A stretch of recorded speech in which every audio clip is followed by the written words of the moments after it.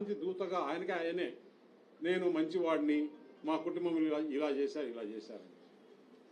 అసలు కుటుంబంలో ఈరోజు పరిస్థితి ఏంటి అనేది మనం చూస్తూనే ఉన్నాం. కుటుంబంలో చిన్నాన్ను చంపేసి ఒక పక్క చెల్లెలతో దూరం అయిపోయి సిస్టర్స్తో ఈ కేసులన్నీ ఎవరు విచారించారు?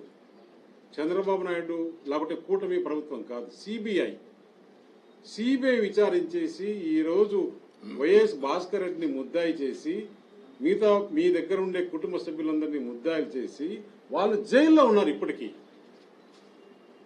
ఇంకా కూడా వివేకానంద రెడ్డి హత్య అప్పుడెప్పుడో నిజంగా దేవాంశ్ లేడు, లేకుంటే ఆయనకు చిన్నపిల్లాడు, లేకుంటే ఆయనే కొంచెం 10-15 సంవత్సరాలు వచ్చింటే ఆయనే పాత్ర ఉందని కూడా జగన్మోహన్ రెడ్డి చెప్పి నమ్మించే విధంగా ప్రయత్నం చేశాడు. ఎక్కడ పోతున్నాం?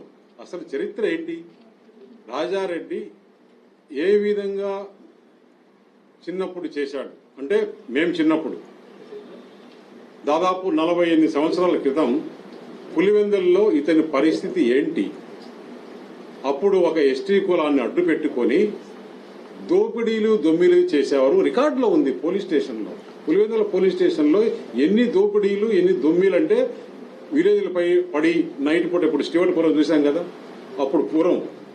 అప్పుడు ఏ విధంగా చేసేవాళ్ళని ఆ విధంగా జరిపించుకుంటూ జీవనం గడిపేవాడు.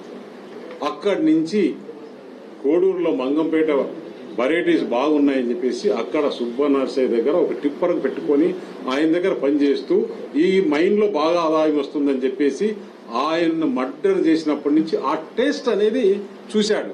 ఒకరిని చేసేస్తే ఏ విధంగా ఆదాయం వస్తుందని. అక్కడి నుంచి పులివెందుల్లో